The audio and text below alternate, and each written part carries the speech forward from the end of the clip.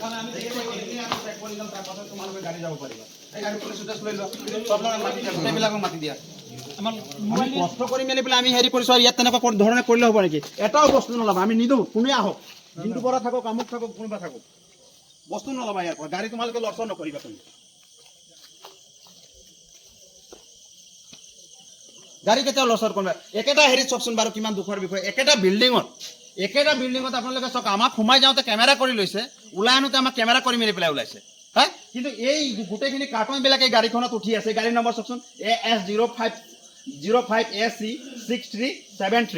এই গাড়ীখনত আকৌ একেটা বিল্ডিঙত য'ত নেকি আমাৰ ষ্ট্ৰং ৰুমত আমাৰ মানে ভিভিপেট আৰু যিটো নেকি EVM থৈছে, তাৰ পৰা কিন্তু কোনো ফুটেজ নাই। আমি গৈ মেলি তাত চাইছোঁ কি আনি আছে আমি এতিয়ালৈকে গম পোৱা নাই। কাৰ্টনত গোটেইখিনি ইয়াত আমি বস্তু দেখিবলৈ পাইছোঁ।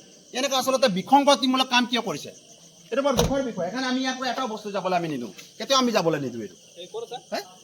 এইটো এনেকুৱা ধৰণৰ ইয়াত কাৰোবাৰ নচলিব। একেটা ৰুমতে গোটেইখিনি থাকিব, তাৰপাছত হেৰি কৰিবলৈ দি দিব। এইটো কেনেকুৱা হেৰি আপুনি বুজি চাওক, এইটো ৱেবকাষ্টিং মানে আমাৰ আছিলে ফাৰ্ষ্ট ফ্ল'ৰ, এইফালে থাকো, এইটো নহয়।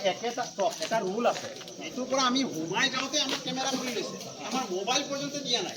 একেটা বিল্ডিঙৰ পৰা আপোনালোকক ওলাই আনিছে, তাৰ ফুটেজ নাই। তেতিয়াহ'লে নাই, ফুটেজ নাই আপোনালোকৰ।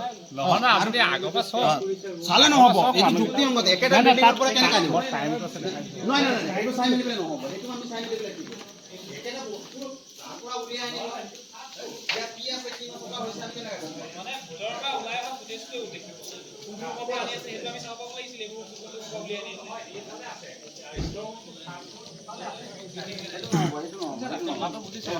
বুজিবলৈ নহয়, আমি ইলেকশ্যন কৰিছোঁ, আমি খৰচ কৰি মেলি পেলাই আমি হেৰি কৰিছোঁ গোটেই।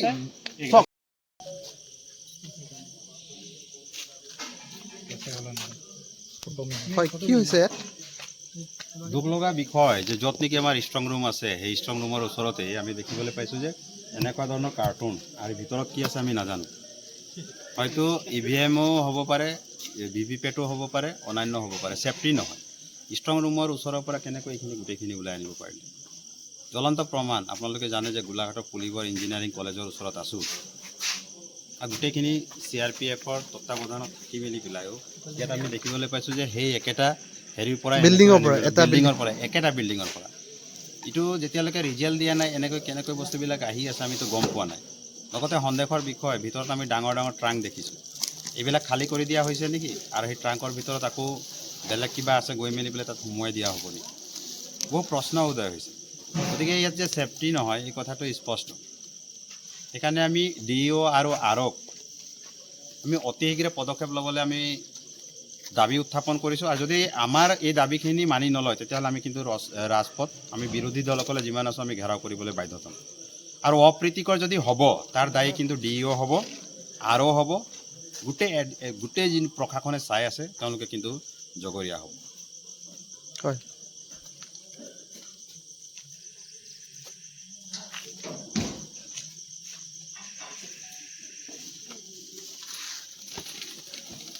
These are